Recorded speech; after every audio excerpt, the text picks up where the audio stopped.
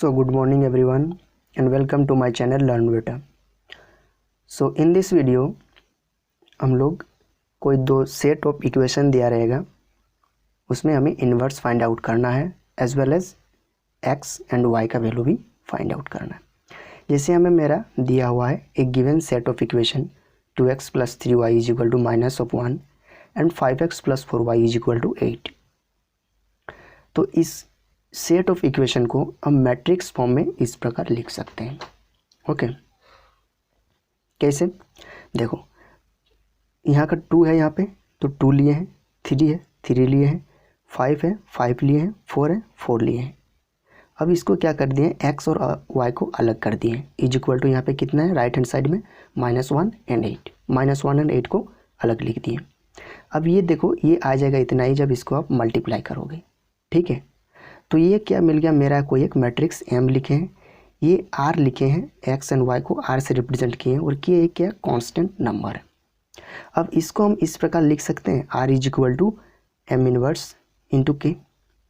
देख लेते हैं क्या है, एम इंटू आर बराबर के दिया हुआ, तो आर = KY एम, इसको हम लिख सकते हैं इस प्रकार, के इंटू एम का -1, इन्वर्स ऊपर चल गया तो इस प्रकार लिख सकते हैं, सिंपली वैसे ही लिखें यहाँ पे। ओके, तो सबसे पहले इन्वर्स निकालने के लिए हमें क्या चाहिए, डिटर्मिनेंट चाहिए। तो जो मैट्रिक्स मैंने एम लिखा यहाँ पे उसका हम डिटर्मिनेंट निकालते हैं।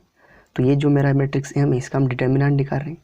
तो 2/2 का डिटर्मिनेंट कैसे निकालते हैं, इसका कोना को इसके साथ मल्टीप्लाई करो, माइनस इसका कोना को इसके साथ मल्टीप्लाई करो, तो = देखो डिटर्मिनेंट क्या मिला मुझे, 7 मिल गया। अब डिटर्मिनेंट मिल गया तो अब हम क्या निकालना है, कोफैक्टर निकालना है।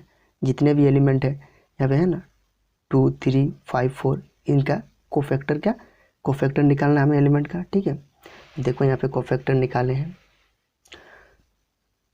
कोफैक्टर ऑफ एलिमेंट 2 के लिए देखो ये फर्स्ट रो में है, 2 के लिए निकाल रहे हैं तो फर्स्ट रो को इसको एलिमिनेट करो, फर्स्ट एलिमेंट को फर्स्ट रो में इसलिए एलिमिनेट किया इसको, इसका इधर एलिमिनेट किया फर्स्ट कॉलम में इसलिए, तो बचा 4 लिखे। फिर 3 के लिए निकाल रहे हैं तो ये फर्स्ट रो में, तो फर्स्ट रो को एलिमिनेट करो, सेकंड कॉलम में तो इसको एलिमिनेट करो, 5 बचा, 5 -5 लिखे। -5 क्यों लिखे, क्योंकि यहाँ पे देखो 2/2 के लिए जो सिंबॉलिक रिप्रेजेंटेशन होता है ये होता है प्लस माइनस माइनस प्लस। तो फर्स्ट एलिमेंट के लिए जब निकाले तो प्लस मिला, जब सेकंड एलिमेंट के लिए निकालेंगे तो क्या मिलेगा, -5 मिलेगा। ये मत लिखना गलती से कि इसका इस प्रकार इधर किए, इसको एलिमिनेट किए, इसको एलिमिनेट किए, 5 लिख दिए कोफैक्टर 5, नहीं, इसका सिंबल भी देखा जाता है, ठीक है। तो 2/2 के लिए ये सिंबल आपको याद रखना, plus minus minus plus. Second element के लिए निकाल रहे हैं तो क्या लिखा, -ऑफ आएगा तो इसलिए माइनस लिखे। सिमिलरली थर्ड एलिमेंट के लिए निकाल रहे हैं, देखो थर्ड एलिमेंट में माइनस है तो देखो देख लेते हैं, इसके लिए ये फर्स्ट रो में है, सेकंड रो में तो इसको हटाएं, फर्स्ट कॉलम में तो इसको हटाएं, 3 बचा। 5 के लिए -3 आया, क्यों आया माइनस, क्योंकि यहाँ पे देखो माइनस है, ठीक है। सिमिलरली इसके लिए निकालें तो इसके लिए इसको एलिमिनेट किया, इधर से इसको एलिमिनेट किया, बचा 2, तो 4 के लिए क्या आया, +2 आया, क्योंकि ये प्लस है, ठीक है। तो इस प्रकार से इसको लिख सकते हैं। तो कोफैक्टर मुझे मिल गया, C = ये मेरा मैट्रिक्स बन गया।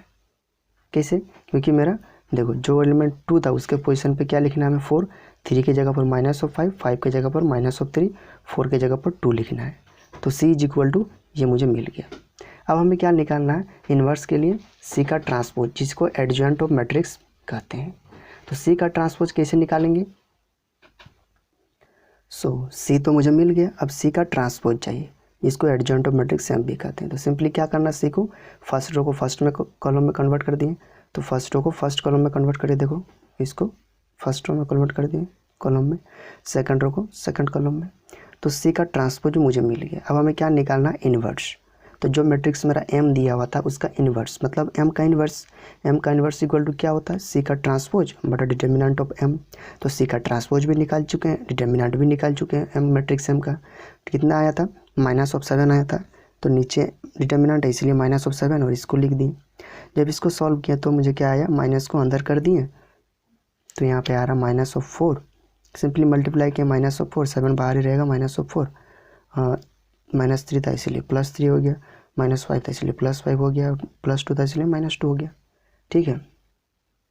अब सिंपली सब्सटीट्यूट कर दिए, जो एम इनवर्स निकला उसको और जो मेरा के था उसको सब्सटीट्यूट कर दिया। एम इनवर्स तो मुझे मिल गया तो उसको सब्सटीट्यूट कर दे रहे हैं इक्वेशन में, किसमें 1 में, जो इक्वेशन मैंने 1 पीछे लिखा था।